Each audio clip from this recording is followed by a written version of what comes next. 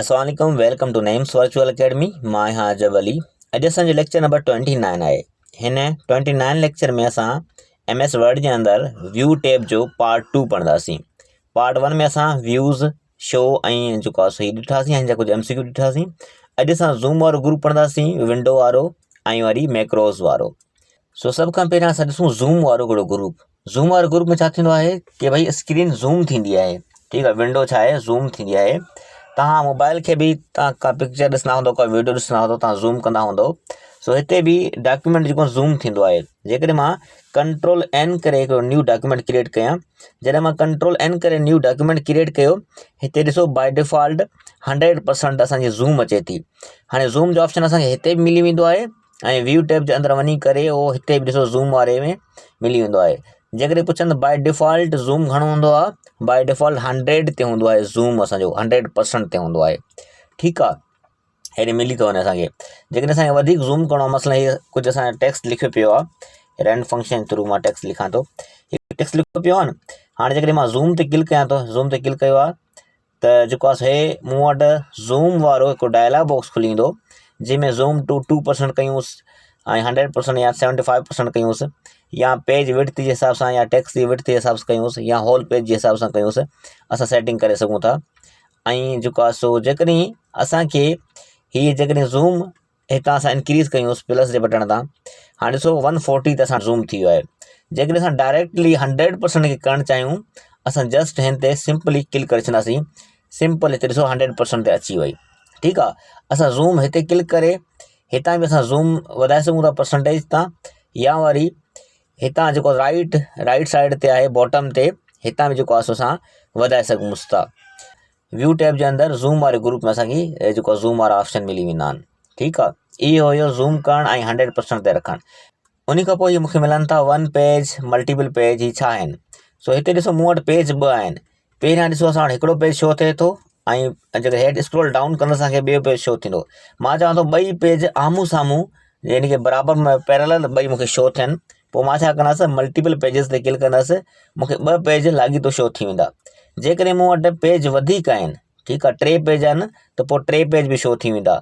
So maximum I think 3 page ई त ईंदा आहिनि, वधीक न ईंदा आहिनि। बहरहाल मल्टीपल पेजिस जो मतिलबु इहो हूंदो आहे तव्हां हिक ई टाइम ते तव्हां मल्टीपल पेज खे ॾिसी सघो, जीअं तव्हां ॿिनि पेजनि खे आम्हूं साम्हूं ॾिसी था सघो, यानी कि पैरेलल में तव्हां इहो मल्टीपल पेजिस कंदव।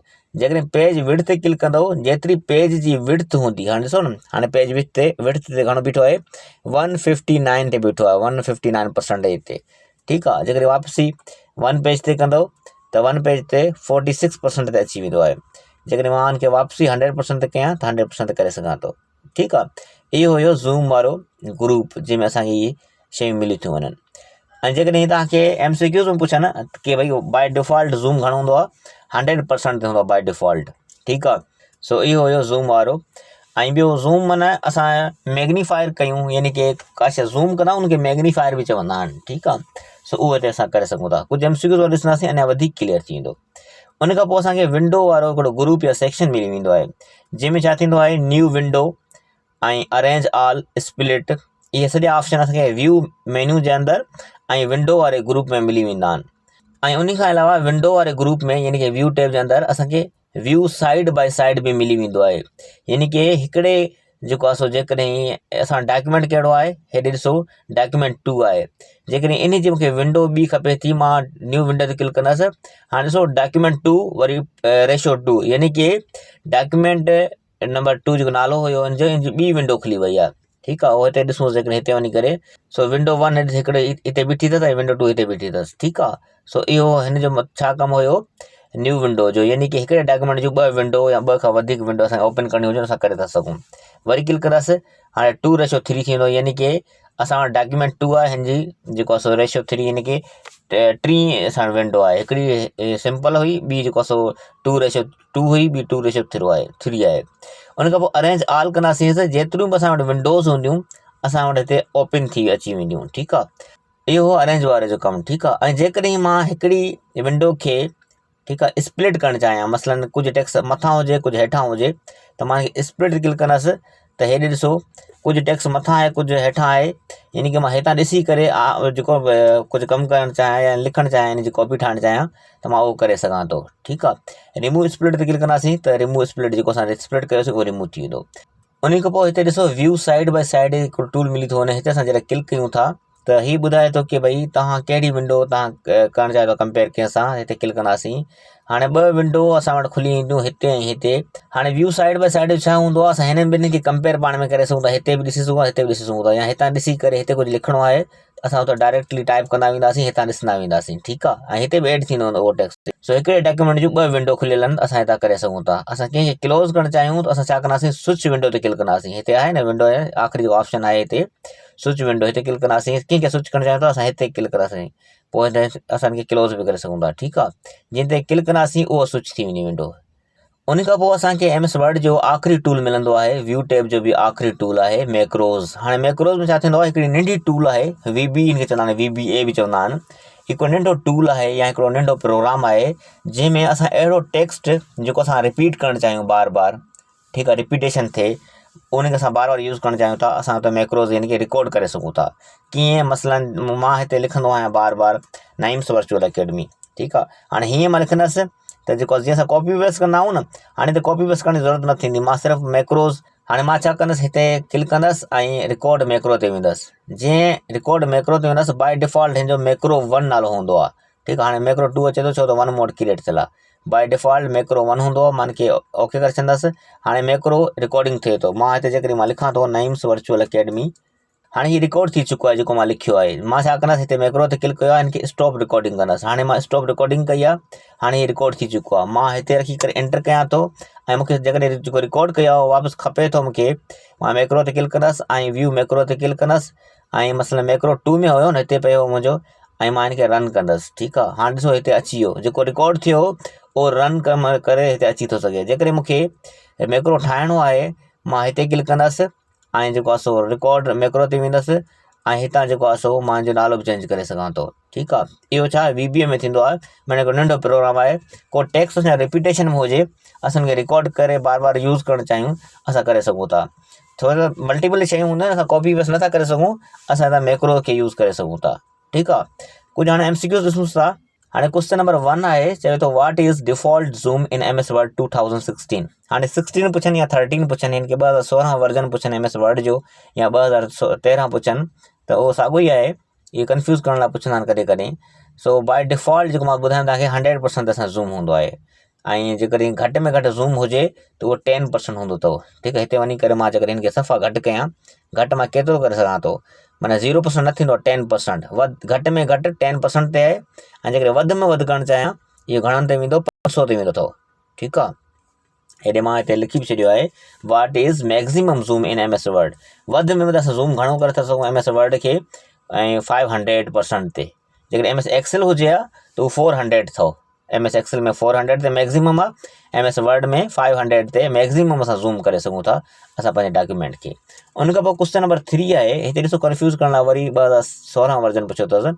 इन MS word 2016 the zoom is placed on. हाणे चए थो 2016 वारे वर्जन MS वर्ड जे अंदरि ज़ूम वारो ऑप्शन जेको आहे या टूल असांखे किथे मिली वेंदो आहे, व्यू टैब जे अंदरि, होम टैब जे अंदरि, स्टेटस बार जे अंदरि, या वरी जेको आहे सो A ऐं C जेको आहे सो बोथ। सो A में मिली वेंदो आहे, यानी कि व्यू टैब में, ऐं स्टेटस बार में मिली वेंदो आहे। ठीकु आहे, हीअ असांजो स्टेटस बार आहे, हिते असांखे हीअ ज़ूम वारो ऑप्शन मिली थो वञे, ऐं व्यू टैब जे अंदरि बि मिली थो वञे। सो हिते छा आहे, असांखे व्यू टैब जे अंदरि बि ज़ूम मिली वेंदो आहे, या स्टेटस जेको आहे सो बार में बि असांखे हिते मिली वेंदो आहे ज़ूम वारो। ठीकु आहे, उन खां पोइ क्वेश्चन नंबर 4 आहे, चए थो how do you magnify your document in MS word. तव्हां पंहिंजे डॉक्यूमेंट खे मैग्नीफाई कीअं था करे सघो। मैग्नीफाई चवंदा आहिनि ज़ूम खे। ठीकु आहे, हिते छा थो चवे, व्यू टैब ते वञी करे ज़ूम ते असां क्लिक कंदासीं, असां मैग्नीफाई करे सघूं था। ॿिया बि ऑप्शन आहिनि, सो A is correct. Question number 5 आहे, चए थो विच corner of the word window has zoom control. चए थो कहिड़ी विंडो में जेको MS वर्ड जे अंदरि असांजो ज़ूम कंट्रोल मिली वेंदो आहे। सो लोअर राइट, हेॾे ॾिसो हिन कुंड ते, हीउ लोअर आहे यानी कि हेठि बिल्कुलु, ऐं राइट साइड ते असांजो ज़ूम वारो ऑप्शन मिली वेंदो आहे। क्वेश्चन नंबर 6 आहे, चए थो new Windows arrange all split option is in which of the following tab. चए थो कहिड़ी टैब में हूंदा न्यू विंडो करणु, अरेंज करणु, स्प्लिट करणु। References tab, view tab, review tab या लेआउट टैब। सो असां ॾिसी आयासीं व्यू टैब जे अंदरि इहे असांखे न्यू विंडो अरेंज स्प्लिट मिली था वञनि।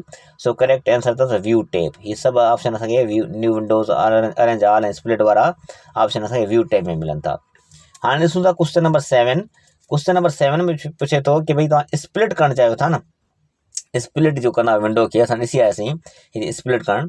हिन जी शॉर्टकट की कहिड़ी आहे? हिन जी शॉर्टकट की पुछंदा न आहिनि, वरी बि असां ॾिसी था वठूं। Alt plus control plus S में बि तव्हांखे पुछनि, सो क़िस्मत सां पुछंदा आहिनि। बहरहाल alt plus control plus S split करण जी हिकिड़ी शॉर्टकट की असांखे मिली वेंदी आहे। क्वेश्चन नंबर 8 आहे, चए थो what should we do if we want side by side document in MS word. हिते असां साइड बाय साइड कयोसीं, माना 2 पेज असां आम्हूं साम्हूं ॾिसणु चाहियूं, 2 डॉक्यूमेंट बल्कि असां कीअं था ॾिसी सघूं। हिते ॿिया बि ऑप्शन अथसि, जो करेक्ट आंसर अथसि डी ऑप्शन। व्यू टैब जे अंदरि वञी करे व्यू ते वियासीं, हिते ॾिसो साइड बाय साइड ते वियासीं।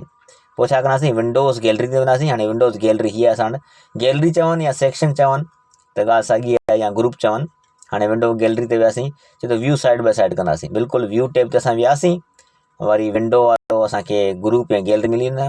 वरी हीअ असां टूल यूज़ करे असां छा था करे सघूं, इहा टूल जेको इहो ऑप्शन यूज़ करे था सघूं। ठीकु आहे। क्वेश्चन नंबर 9 आहे ऐं आख़िरी क्वेश्चन आहे, चए थो इन माइक्रोसॉफ्ट वर्ड में मैक्रोज आर डैश। जे मैक्रोज जो कमु छा आहे? हिते option A is correct a small program. असां मां ॿुधायमि तव्हांखे हींअर, हिकिड़ो स्मॉल प्रोग्राम हूंदो आहे, हिकिड़ो नंढो प्रोग्राम हूंदो आहे created in MS Word. MS Word जे अंदरि क्रिएट थी वियो आहे, थियल आहे to automate repeated task by using VBA। हाणे VBA यानी कि लैंग्वेज आहे प्रोग्रामिंग, इन खे यूज़ कंदे का रिपीटेड टास्क हुजे, रिपीटेड मां ॿुधायां जेको रिपीट थींदो हुजे बार बार, उनखे ऑटोमेटिक माना तव्हांखे वापसि आणणु चाहियो था, तव्हां मैक्रोज़ खे यूज़ करे सघो था। मां जीअं ॿुधायां तव्हांखे प्रैक्टिकली। अॼु जी क्लास में एतिरो काफ़ी आहे, ऐं MS वर्ड असांजो कंप्लीट थो अॼु। तक़रीबन 29 लेक्चर टोटल थी विया आहिनि, ऐं शायदि 15 लेक्चर खां MS वर्ड शुरू कयासीं। 13-14 लेक्चर में हीअ MS वर्ड असांजो कंप्लीट थी चुको आहे। ठीकु आहे। कुझु पार्ट 1 में, कुझु पार्ट 2 में असां डिस्कस कंदा आहियूं। कुझु अहिड़ा टैब असांखे मिलिया जीअं हिकिड़ी क्लास में असां ख़तमु पिया कयूं। कुझु वरी टैब वॾा हुया, यानी कि मेन्यू ही व्यू टैब, या जीअं असां ॿिनि पार्टनि में कंहिं पढ़ियोसीं। सो MS वर्ड असांखे कंप्लीट थियो आहे। हाणे सो अॻिते वरी ॿियो टॉपिक पढ़ंदासीं। हींअर ताईं तव्हांखे का बि ॻाल्हि सम्झ में न आई हुजे, तव्हां पुछी था सघो मैसेज करे कुझु बि। ठीकु आहे। सो तव्हांखे उहो टॉपिक सम्झ नथो अचे, क्वेश्चन सम्झ न आयो आहे, का ॻाल्हि सम्झ न आई आहे, तव्हां मैसेज करे पुछी था सघो। मिलंदासीं वरी नेक्स्ट लेक्चर में। तेसिताईं इजाज़त ॾिजो। अल्लाह हाफ़िज़।